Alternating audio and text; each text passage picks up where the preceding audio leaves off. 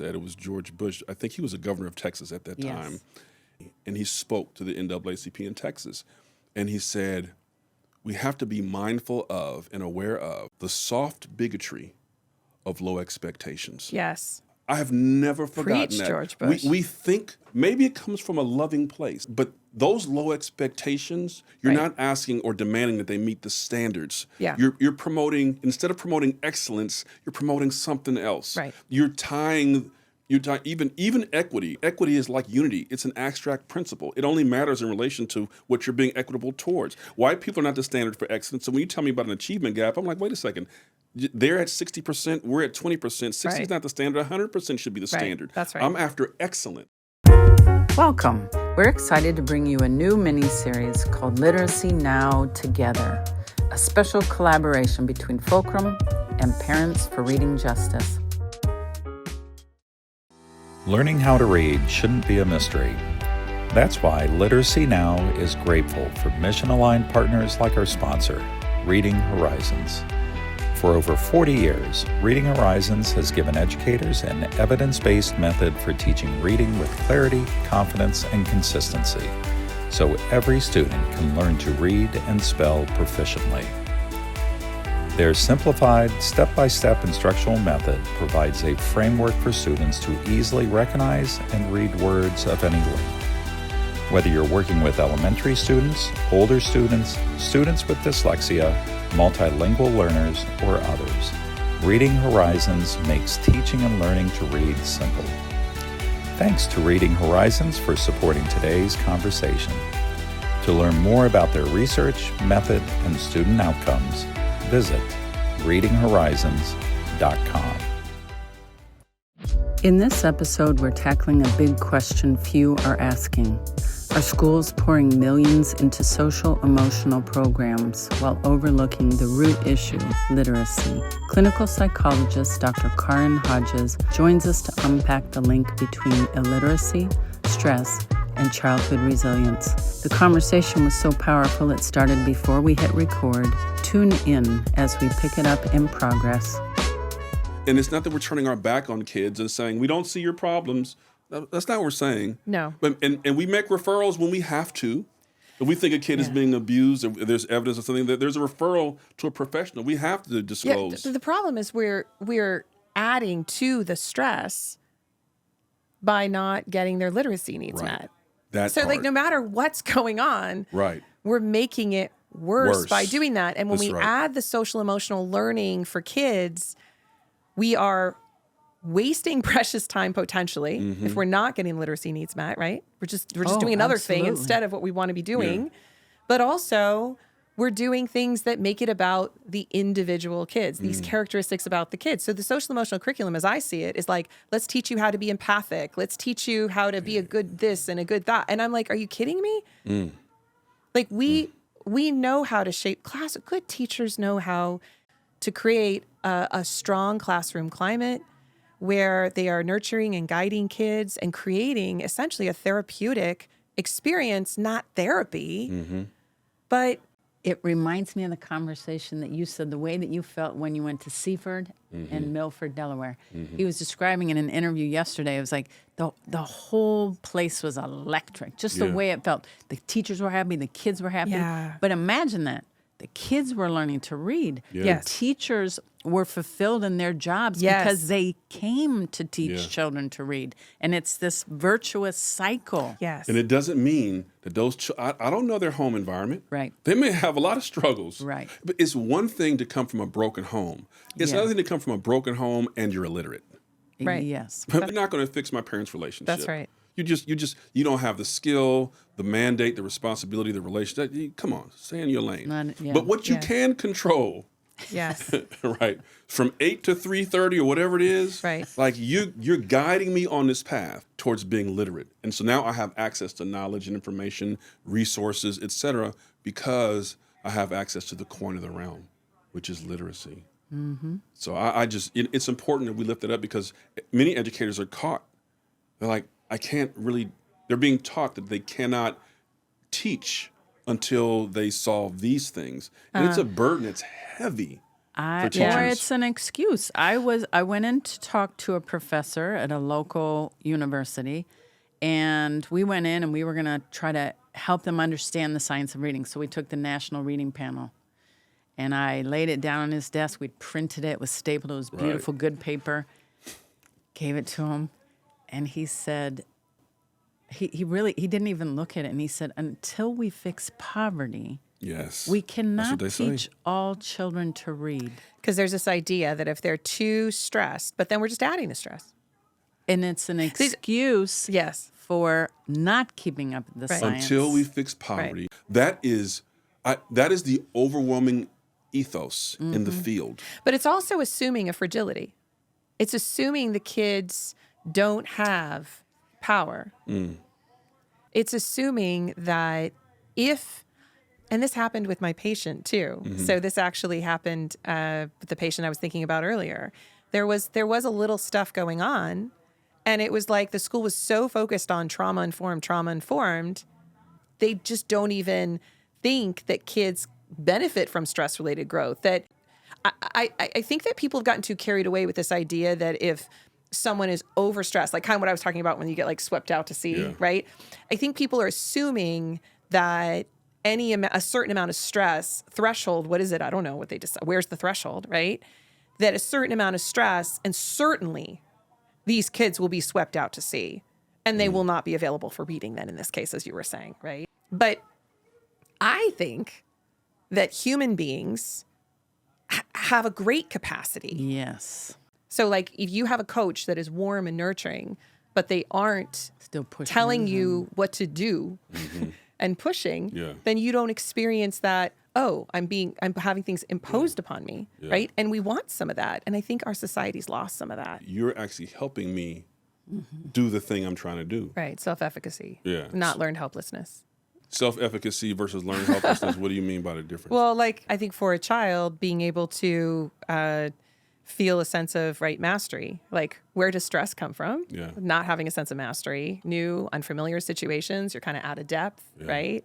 So having these experiences where not only from a stress standpoint, but also from having an experience, not someone saying, and not actually the affirmations, right? Like actually experiencing. Like love is great, warmth is great, but having the experience of doing something well creates a sense of self-efficacy. Yeah. That's why when you go into the meetings and they say, I love your kid. Right. And after a while, you begin to say, I love my kid too. We all love her.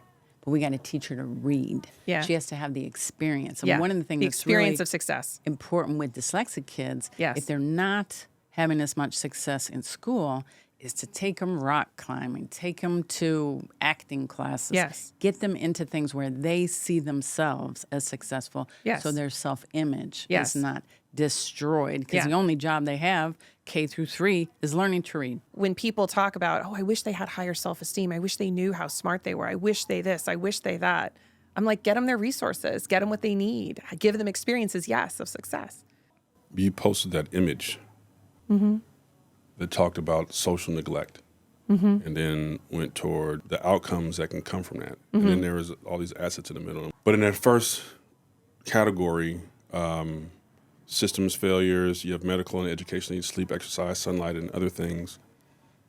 In education, we tend to focus on sleep, exercise, sunlight, individual sensitivities, and nurturance. That's what we focus on. And also affirmation. That's a big one. Affirmation. We want you to affirm. I love your baby. Yeah, affirmation, personal affirmations, cultural affirmations. But then you also have education needs up there. And you also have opportunities for stress and challenge. That is not normal. That is not in the dogma right now. In that category, I would say social emotional learning is give kids opportunities for stress and challenge. That's not the thinking. I would love for you to kind of break down why it's important to have opportunities for stress and challenge as it relates to positive or negative outcomes for kids. I mean, I'm not sure that schools focus so much on sleep and exercise. I mean, I guess exercise. Yeah, you get a letter home. Sunlight. Kids need this, and this. Oh, like a request. Like request. Make sure they get some sleep. All the time. parents oftentimes feel preached to. Yes. Yeah. We go to the back to school night and the principal will get up and say, well, parents, please make sure that all your children are in bed by 8 o'clock. Please make sure that they're eating this. And, and we're talking about the diet, and there's something about health. There's a lot of focus on things that really the school doesn't have much control over. And then there's programs that talk about different forms of management and regulation for kids. It's not about the opportunities for stress and challenge. So there's so much to say, Kareem.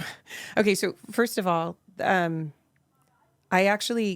think that preaching, essentially, or that sending a newsletter home, in my world, like in my sort of Surf's Up method world, Raising Moxie world, that doesn't cover sort of when I'm talking about our foundational needs. Okay. Like I would love to see getting the kids outside more than the school themselves, also ensuring that there is healthy food in the school. For some kids, it won't matter if they have, a bunch of sugar and if there's a lot of, gluten, flour, processed stuff, whatever, it won't matter. But there are kids whose systems are really sensitive. There's a lot of things being done, I believe, in the schools that aren't setting us up for kids to be all of these things we, would want to see, like super engaged. What I want to do is back up all the way and really have all of the people who care for kids to be fully informed about what are the foundational needs and where do we miss things? I think what Kareem might be saying, and I agree with him on this, it is patronizing to be told by your school, which we were with our dyslexic children, you should have read to her more. Right. We read in utero. We should have fed her differently. Right. Another parent was told, she's not eating enough vegetables. What are you talking about? Do not ever tell me that. Right. As if we don't know. Right. When you are not teaching my kid to read. Hello, somebody. And you're creating trauma. First of all, you're not, Mr. or Mrs. Principal, you're not a nutritionist. You're not a licensed psychotherapist. You're not, you're a principal. And what I'm saying is you have a certain domain of control and expertise that I need you to bring to bear. Please don't make assumptions about how I'm raising my child. And I'm not saying I'm a perfect parent. There are no perfect parents, like there's no perfect educators. Right. But the patronizing attitude, it is felt by parents all across the country is we know what's best for your child. And the assumption is if there are challenges, if these stresses, if there are negative outcomes that are being produced, it's your fault. I think that we are all equally responsible for the kids. Everyone is responsible.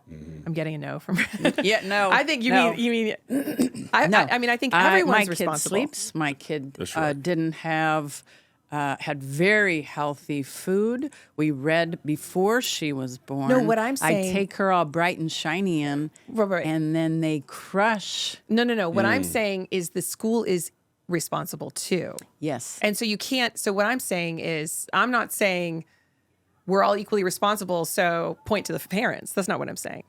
I'm saying we all have to look at ourselves. Everybody. So everyone's always running around pointing the finger. And I'm like, everybody needs to turn the finger toward themselves. I'm saying this to the schools too. Right. I'm saying this to my colleagues that I work with in the schools. Yes. If a child is struggling and they're saying, parent, I'm saying we are all responsible. And I would say, schools, please listen. Right. Because the sacred bond, there's an implicit agreement. Yeah. I get my kid there. That's right. They are dressed. We've had breakfast. That's we right. sing songs. We They run have some to sleep, school. They have sleep. They've had a good protein-filled breakfast with fresh everything.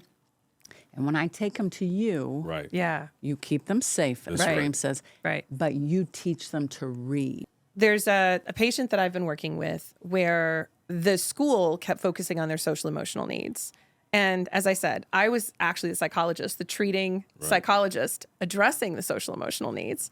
And I was like telling the advocate, telling the neuropsychologist, telling everybody like, okay, I've got it. Can they please back off this? Can we please back off this? Like they were illiterate. They were not getting their literacy needs met. Can we deal with that and then see what we have? I would have liked the school to back off even more with their trauma informed and their, all this stuff. I feel that the schools are exploiting the kids and that a lot of people are exploiting the kids. I feel that there's a lot of resources that go into, quote, social emotional, that's actually really focused on individual assets that are impacted. So when I say individual assets, what I'm talking about is how emotional is the child? How organized is the child? How focused is the child, right? And these things are individual to the child. People focus on that a lot. And again, blaming the child. Exactly. Again, the child is doing something wrong. The parent has done something wrong. Right. Rather than... So you fix it.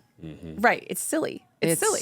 The wrong problem they're fixing. It's not even the problem. And for two reasons. Well, more than two. But one reason it's not the problem is because childhood includes emotion and disorganization. And kids they're like silly and they're in the moment.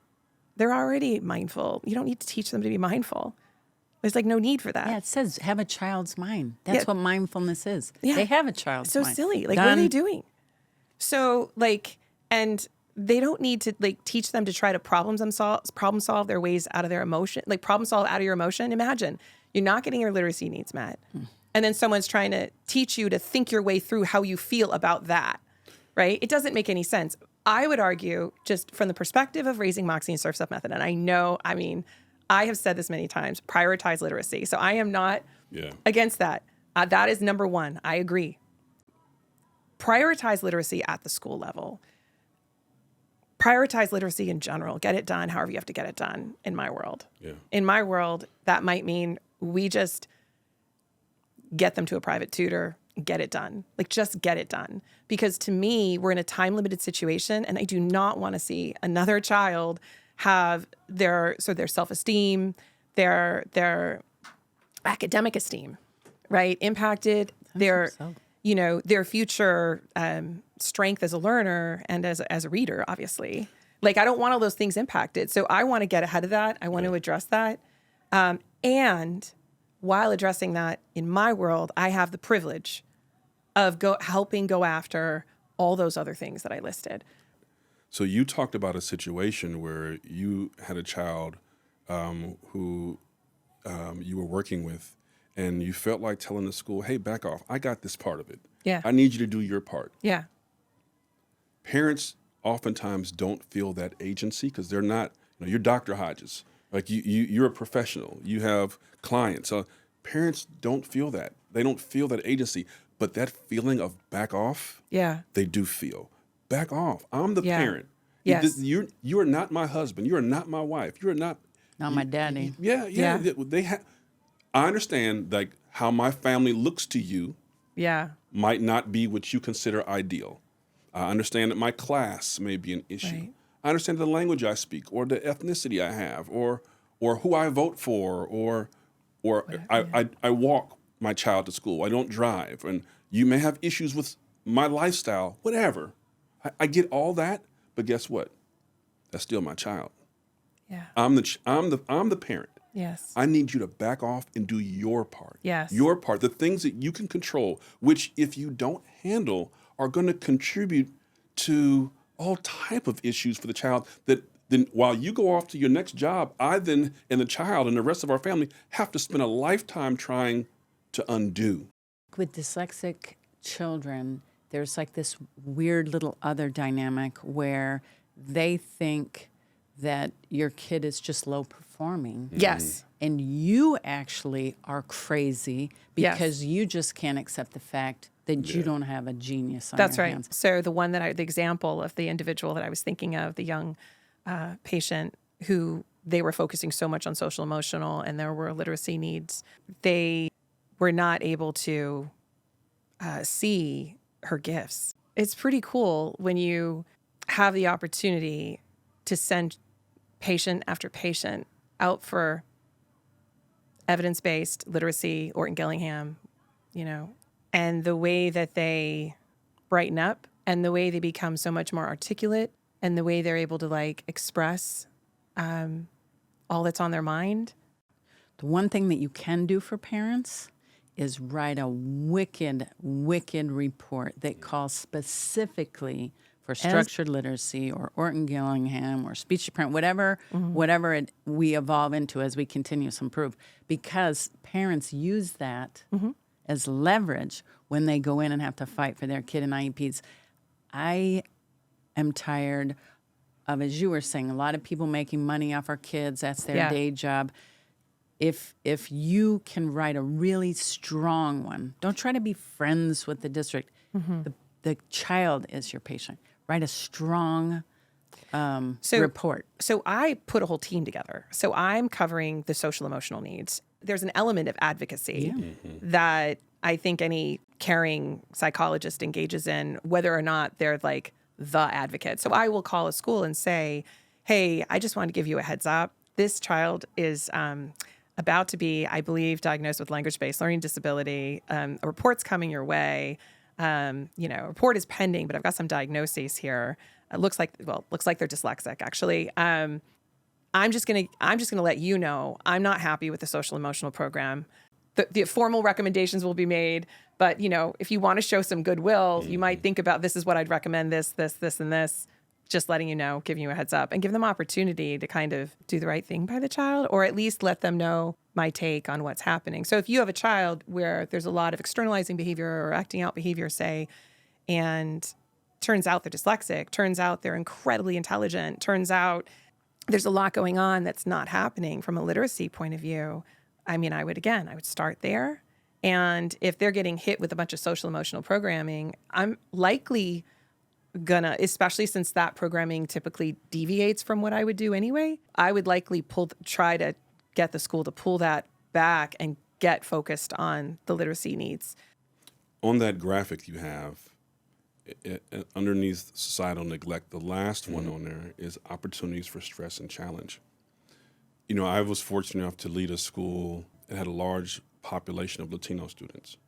And I learned something from the parents and the teachers about what they call pobrecito culture.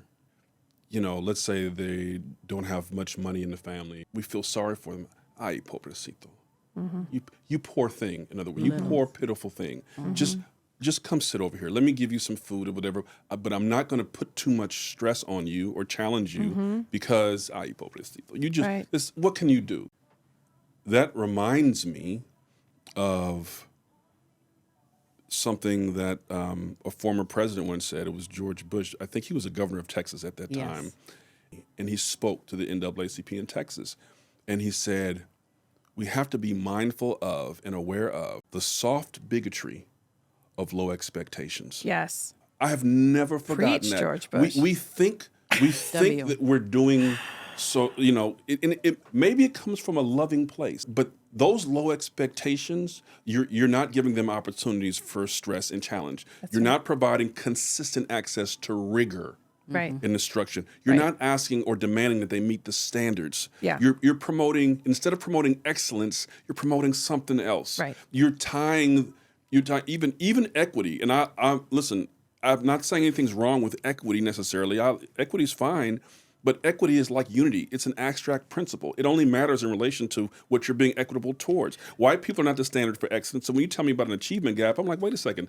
They're at 60%, we're at 20%. 60 is not the standard. 100% should be the standard. That's right. I'm after excellence. And so my question is the importance of opportunities for challenge, the ethics of providing challenge, and that there's some stress that comes with that. Well, there's just so much research behind it. Like, I don't know how anyone would ever think that it's a good way to go. It is. Like, so it's coddling, right? It's placating, it's coddling, and we know from the anxiety literature that when people over accommodate, right? We have a lot of interventions around this. They over accommodate, they fuel, it's associated with anxiety. We're not talking about accommodation under ADA. I'm saying like more the coddling. So coddling is really associated with anxiety. Kids are more likely to develop anxiety. Think about, I use the metaphor often in my work of the ocean. And we talk about like diving into the ocean of emotions, right? Or sitting in stress, being in stress, like sort of wading in the waters of stress, learning how to be in that.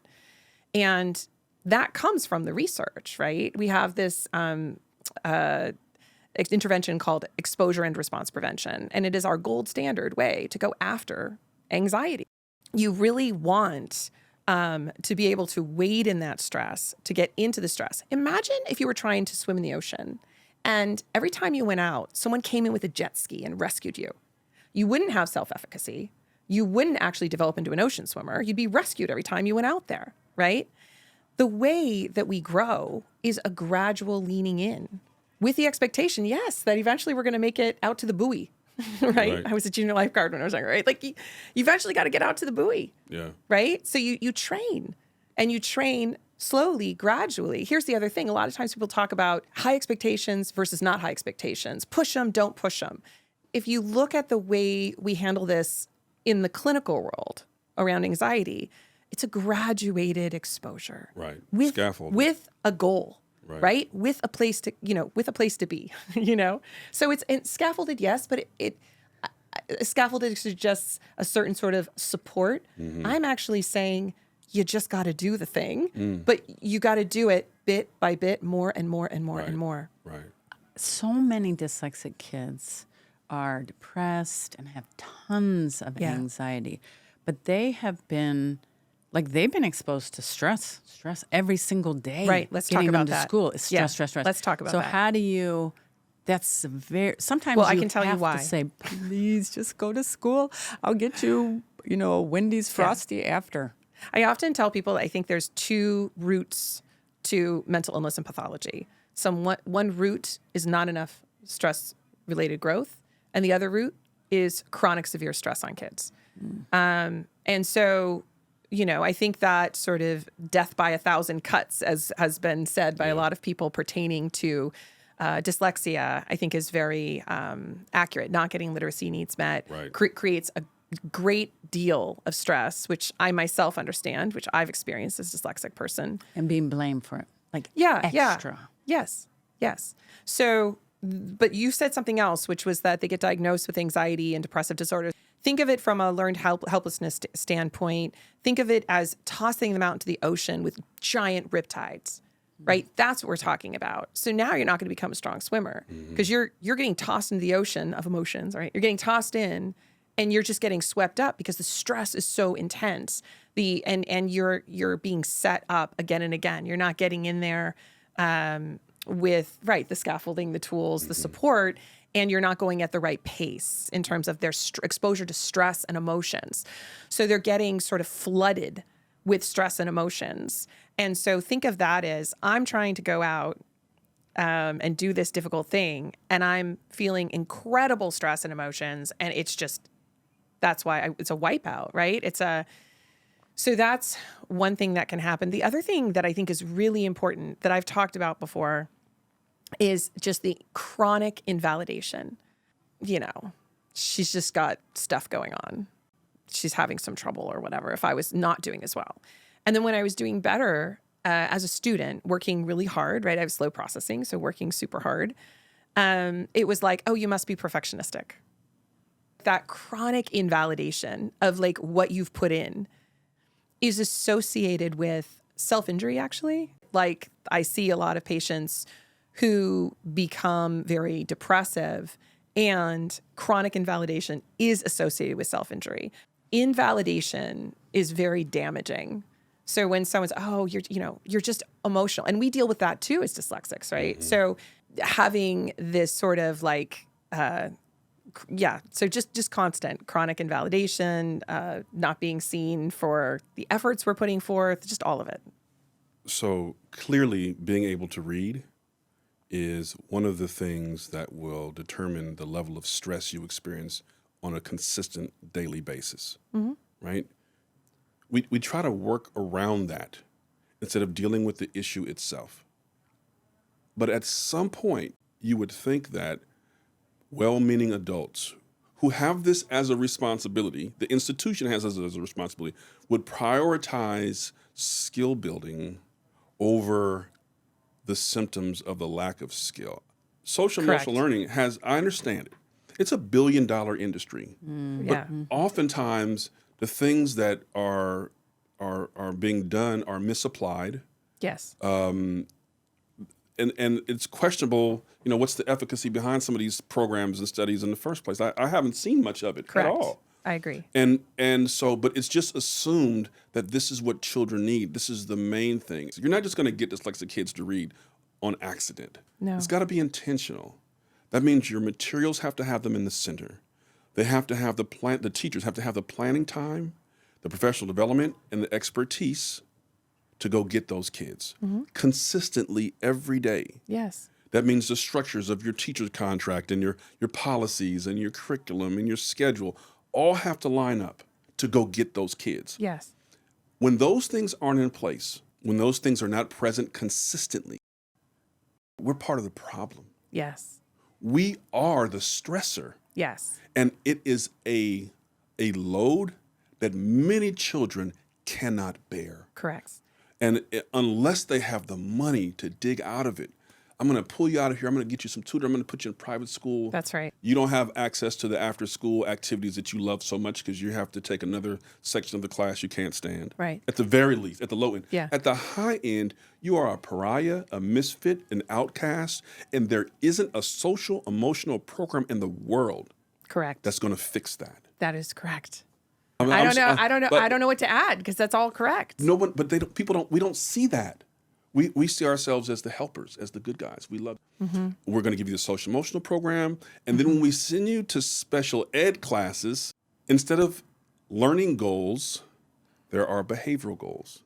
It's more of a attempt to get you to calm down and sit down and be quiet. Right. So that's like one of my biggest, one of my biggest pet peeves is, so the problem with the focus on calm down, I mean, calm down culture, yes. Okay. There's so much to what you said, so I feel like I don't. Go ahead. I got Doc. nothing to I add. had to It was say it, but you amazing. can go ahead on, Doc.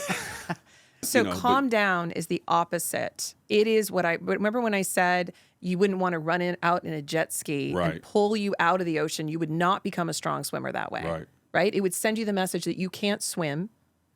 It would teach you. And what is the core of anxiety and depressive disorders? A lot of people think is this what we this discomfort with the feeling, this phobic reaction to having feelings. So if I'm as the adult saying, "Oh, you have a feeling. Oh, let's go for a walk. Oh, you have a feeling. Let's take deep breaths. Oh, you have a feeling." I'm sending the message that I'm scared of your emotions.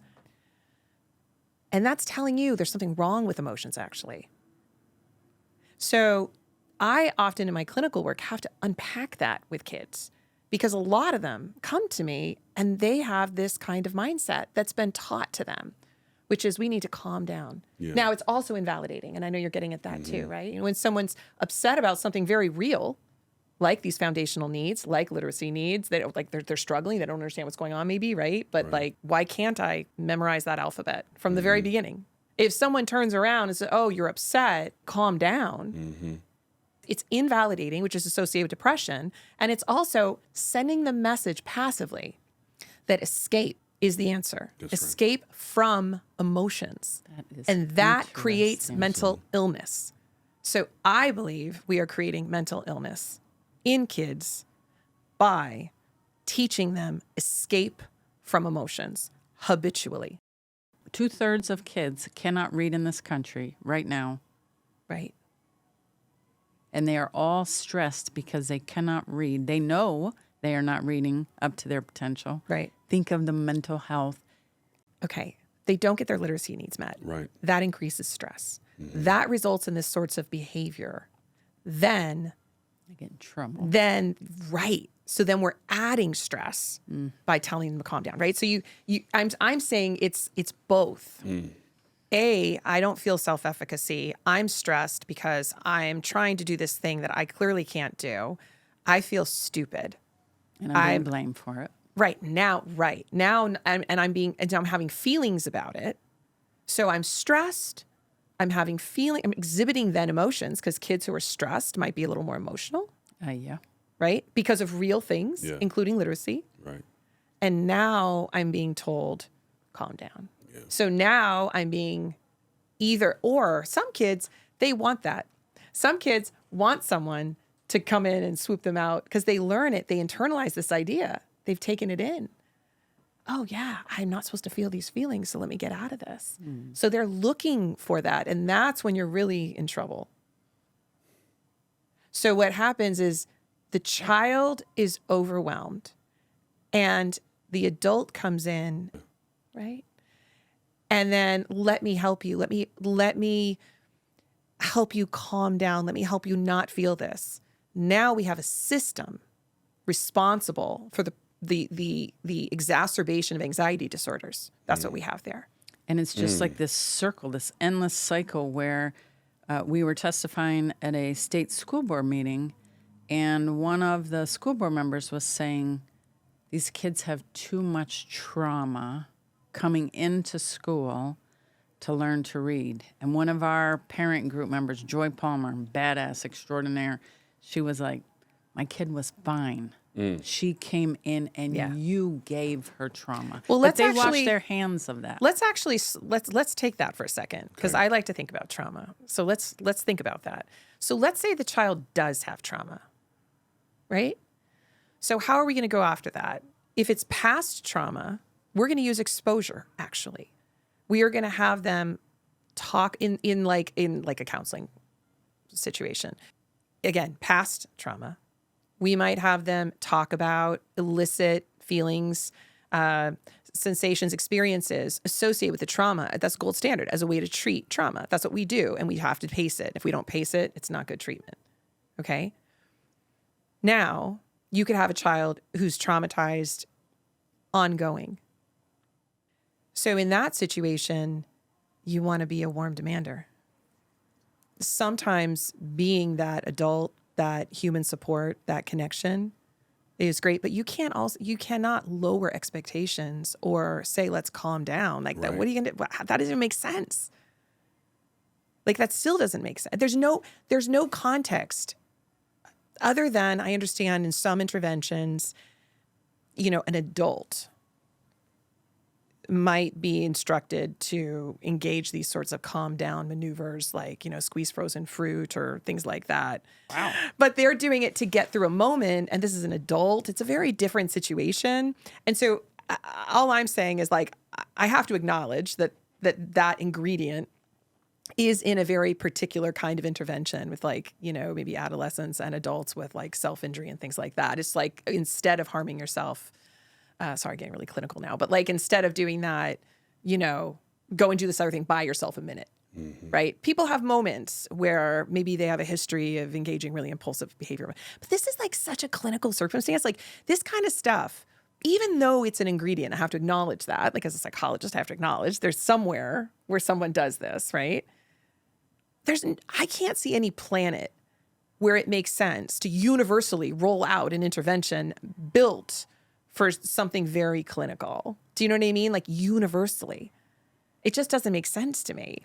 So what I'm saying to you is I can't make a world up where it makes sense to me anyway, as a psychologist, to sort of do this whole safety signaling, calm down plan, too emotional, gotta bring that down. Like there's no way, I don't understand why anyone would be doing that.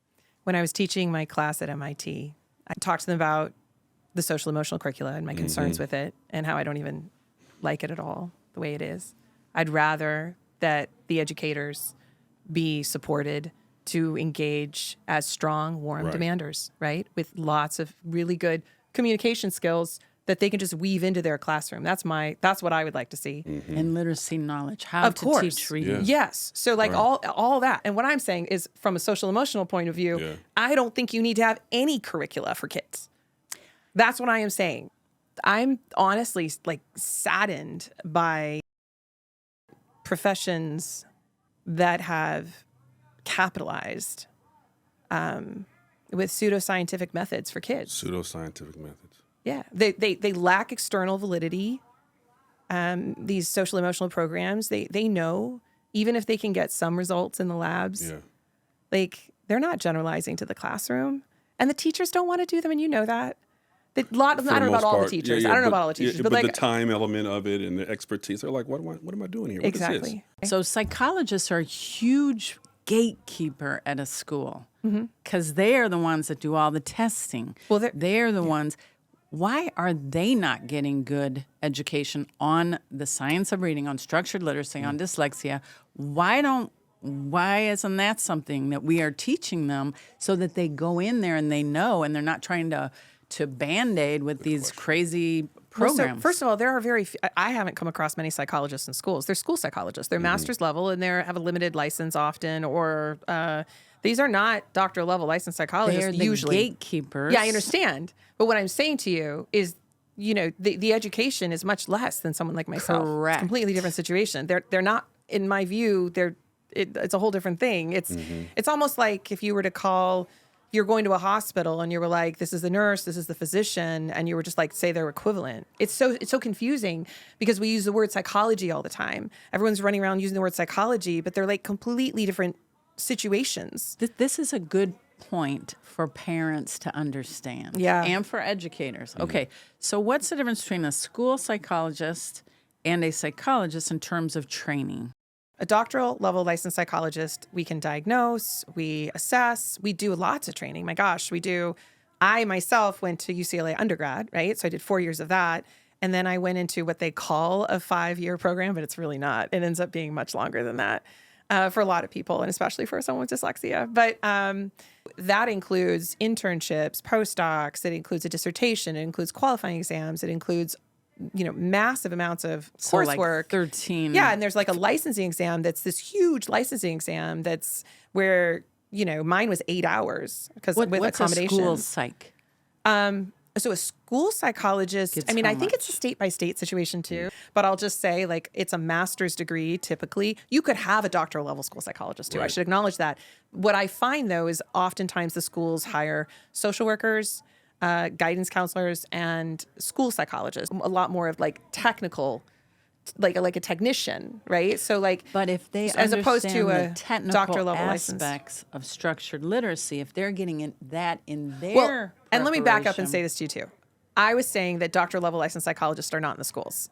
I don't see them enough anyway, and I don't think schools are hiring them because I don't think they have the money to hire them, and I don't know that they even really want us, to be honest. So a lot of psychologists who are licensed independent psychologists who are maybe offering care for a child outside of a school system, we may be coming from sort of a different position. Yeah. And I've worked a lot in schools, actually. I was on the coalition, the APA Coalition for Psychology in Schools and Education. So I was sitting on a coalition during my doctoral studies postdoc years with deans of departments of education who were psychologists. Can you have that as a part of your work? Something that we're committing to do is bringing colleges of education to the science of reading, bringing school districts and teachers and parents. Right. Maybe you do that with psychology. Yeah. So I do have experience in schools, and I do know like it can feel like it is complex, right? Meeting the needs of the child and trying to operate within the system of the school. And it's something that requires a lot of time, experience, and training. And I think at the end of the day, child comes first, period. I find in my work, honestly, I find that if you're really following the science, think about like from a bullying point of view, because it's like my easiest one I can come up with example. It's like, it doesn't really work out well for the child who's hitting, if to be hitting. It doesn't work out for the child who's getting hit. There are a lot of risks associated with that for both children. And there are evidence-based ways to move forward with that, right? So I don't know. I feel like it shouldn't be that hard to just say at the end of the day, let's look out for the best interest of the child. Yeah. So the pseudoscience of and the counselors, by the way, don't want to do it. Curriculum that's being taught in colleges of education. Right. I think you're talking about that too. I'm talking about all of it. All of it, yeah. We can't teach you to read until we put a dentist chair in the lobby. Right. We give food baskets to you. Listen, if you want to give people food, give people food. You want to give people a dentist office, full service community schools, fine. Do it. I'm fine. But prioritize. But don't tell parents that they have to come perfect. The community has to be perfect. You have to have 2 parents. You have to have a certain socioeconomic class. You have to live in a certain part of town. Your parents have to be professional, whatever. And unless you have that, it is excuses, it's rationales, it's misdirection, and we're going to blame it on you, your community, your trauma. I'm not saying the community is perfect. It has never been perfect. But what I'm saying, it is pernicious at best. And I don't wish that on anyone's child. To come now and tell parents and children, it's your fault, you're not good enough. They don't say it like that, but you're not. That's what they mean. You don't have. Yeah, that's what they. That's how it's perceived. And that's that's why that's the reason why. It's because you're not whole enough as a community, a family, or an individual. That's the reason why. And when you fix yourself and you fix your community, then get back to us and you can get an education. That is the worst of us.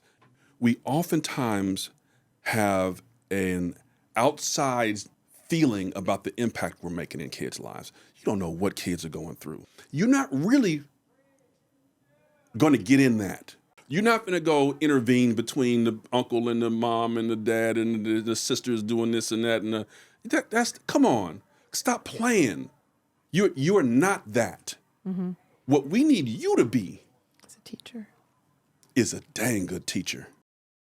But to me, it makes perfect sense.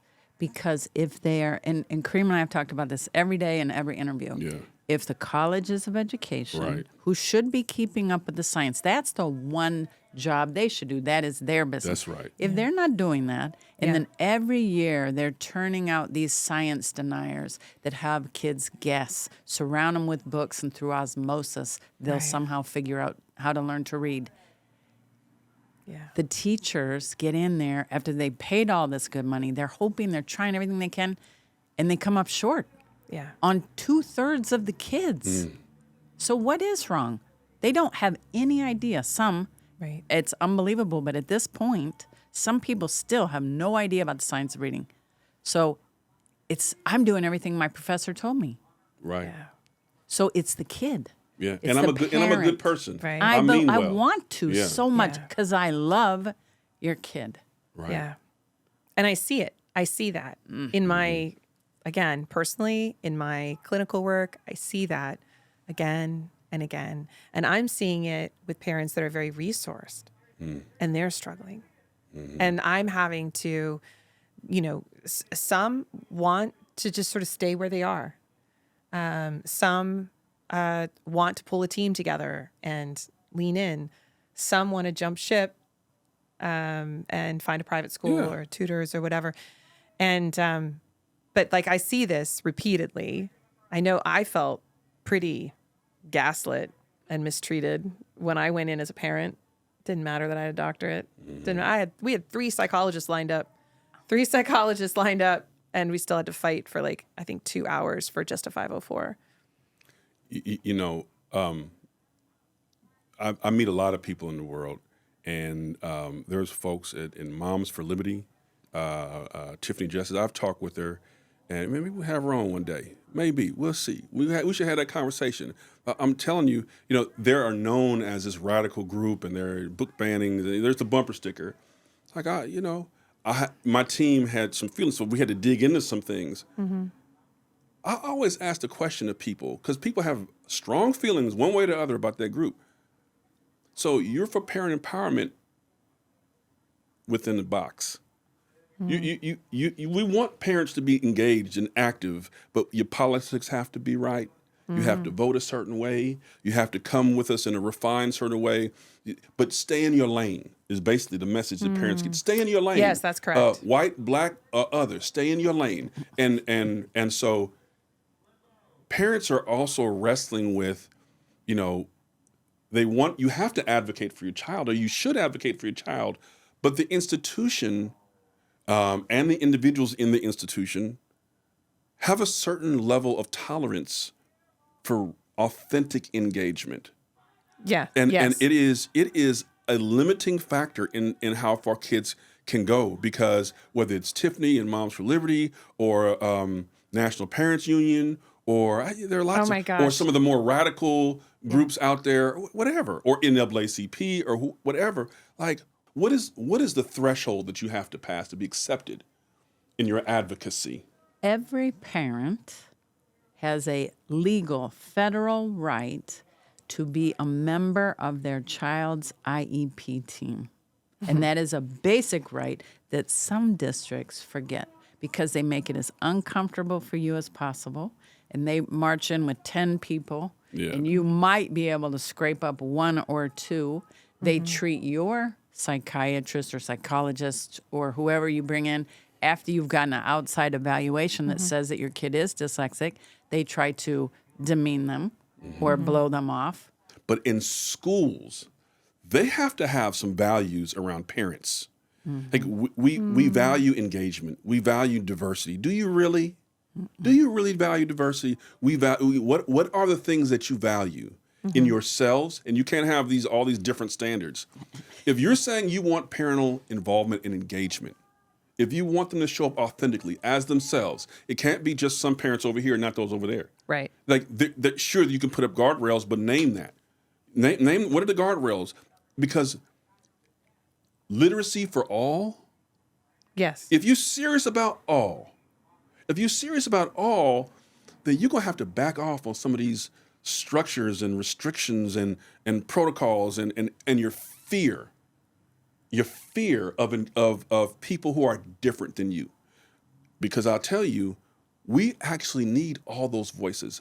Yeah. I need Tiffany's advocacy. I need her network. I need the fire. I need the NAACP's resolutions on dyslexia. I need the parent union stuff. I need the teachers, the PTA stuff. I need all that so that when we go to the board meeting, we're coming together. Yeah. So don't try to separate us or segregate us based on your politics, because this one's a Democrat or a progressive, and this one's a Republican or a conservative or a libertarian down the middle, whatever it is. Kids cannot afford that. If we're going to solve this literacy crisis, it's going to have to be all of us.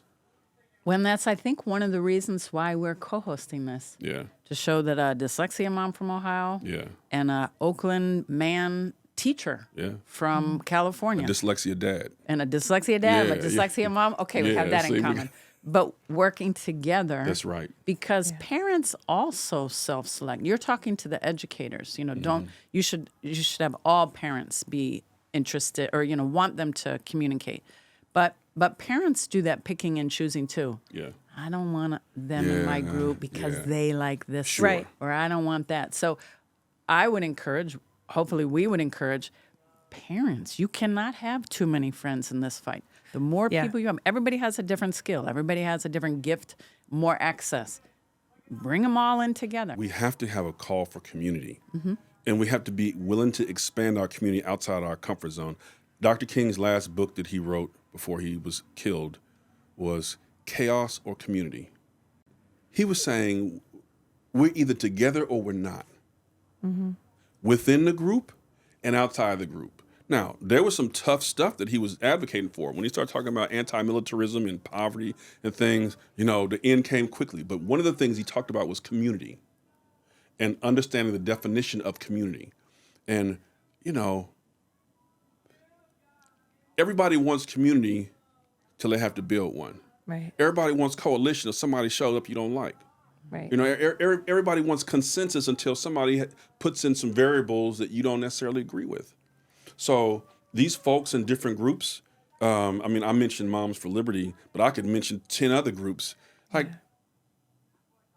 If the North Star is getting all children to read, right? If that's really the goal, then anybody who's on that page, we can rock with, at least on this. The question is, are we really mature enough? Do we love our children enough to build community outside of our comfort zone, our allegiances, our ideologies? I'd also love for you to talk a little bit about Raising Moxie.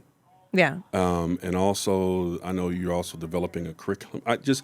Would you mind telling us a little bit about Raising Moxie, what it is, what you're trying to do with it, how people can learn more about it? I'm very curious. I think people would be interested in it. Yeah. So we have been talking about now together this sort of SEL curriculum, the SEL curriculum that's being rolled out in schools, SEL. the social emotional learning curriculum in schools that exists right now. And I think by 2030, it's projected to be at $1.2 billion, you were saying. Yeah. So I am concerned about that, right? I'm concerned about that for all the reasons we talked about. for all the reasons we talked about, I don't think it's really so beneficial to over-focus on going after kids individually in schools for their, universally, actually, right? With this kind of programming. What I would like to see is us get to those foundational needs that we talked about: the sleep, the exercise, the food intake, the nurturing relationships, stress-related growth, and learning needs, really attended to. And so what I'd like to do is first teach all parents and educators, really any adult who interacts with kids, about this conceptualization we discussed, first of all. And then also to have the skills to engage in a nurturing way with kids. So that would allow schools, for example, to take this curricula out that we've been talking about, that we're so concerned about, the social emotional curriculum that currently exists, and instead do a more truncated, short-term supporting up and educating up educators in the school about how to really engage as warm demanders, and drawing upon the psychological science. What I have found is that psychologists, psychiatrists, educators, social workers actually struggle with the basic skills, the basic things that we know from a consolidation of psychological science, like how to paraphrase. So very basic skills that can kind of foster this kid's feeling heard and seen and getting really skilled up in it. So what I find is when I have historically worked with adults who are in the building with kids, they benefit from this kind of training that I've done over the years. So the training is essentially, how do you paraphrase? How do you acknowledge a child? How do you validate their emotions? How do you do these things in a naturalistic way in the day-to-day, not taking extra time in the teaching, in the classroom?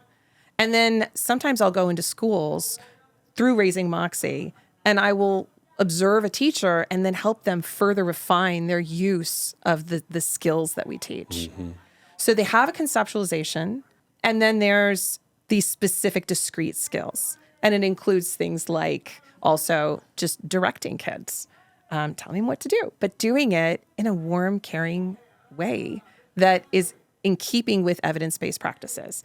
So what I've done is I've taken from sort of one thing about being dyslexic is we see through lines. So I can look across all the literatures and find what is the most potent, effective thing to do that doesn't have things that would cause side effects. So we take out reassurance giving, problem solving, negotiating, all the things that would exacerbate problems. And, obviously we're not invalidating things like that. We don't want to do any calm down. We're not doing any calm down. Why would we do that for universal intervention, right? So the idea is skill up the adults as best as possible. And I want to make it scalable. So we're going to have an online platform through raisingmoxie.com where people can go, and instead of having, like, when people do this privately with me, it's expensive. So instead of doing that, I would like to have it on an online platform where they could extend out the training as long as they need. So, maybe you pay $75 and you do one module or something like that. I haven't finalized the pricing, but so we're currently working on taking something that I've been doing with parents, with educators, in schools, and really scaling it so that we can, reach more people. It's not a psychological service. It's an educational service. Okay. And it's going to be available internationally. Ooh, so. When is it close to being ready? Is it ready? Is it ready now? What's the timing of it? Do you have a sense? Yeah, no, it's close to being ready. I took like the workbook and the lectures and the things that I've done in the past, and I'm right now launching. So the plan is to try to have it like in the summer or fall. I would love for you guys to come and do the training and have you guys be involved in it. It's a date. I'll go if you'll go. Anything that you want to leave our listeners with as we close out? I mean, I guess I would like to compel people to truly understand that I still think there's a lot of confusion about dyslexia versus IQ. That's what I think. I think that it's not just the kids. it's not just us. Again, I'm dyslexic. I'll speak as someone with dyslexia. It's not, I think, Brett, we were talking the other day about this idea of like, perfectionism or self-esteem or these kinds of things. And people often attribute these things to us. And we get that all the time. We get it when we're kids and we get it when we're adults. Mm-hmm. And if I would love for people to at least consider thinking about the ecological variables, the universe, the system-wide societal variables that are impacting people, including not getting their literacy needs met, and focus a little less on individual psychopathology, actually, I say as a psychologist. But I would like them to do that. That is where I am. That's where I've come to. Because especially with the kids with dyslexia, or the kids with not getting their literacy needs met more broadly, I guess, yeah. Because we know these kids are going to be stressed. We know that there are going to be a range of reasons for that in the curricula, if they're missing the curricula, but also related to, again, invisible differences. And so I think it's so reductionistic and circular to be like, oh, it just seems weird to me to land on symptoms at all. Because when you're talking about symptoms, you're not really talking about anything. You're just pointing out something, some suffering. It's like, oh, I see you have a cut. Oh, I see you're bleeding. Oh, I see. Like, why? Like, we should be thinking about what's causing that or how to go about helping or being useful. And to me, help doesn't come in the form of judgment and blame and pathologizing and it does have an effect, yes. Well, that's a call for literacy and education as opposed to voyeurism for pain. Yes. We appreciate you. Thank Dr. you. Karin Hodges, Thank coming you. down and sharing your expertise with us.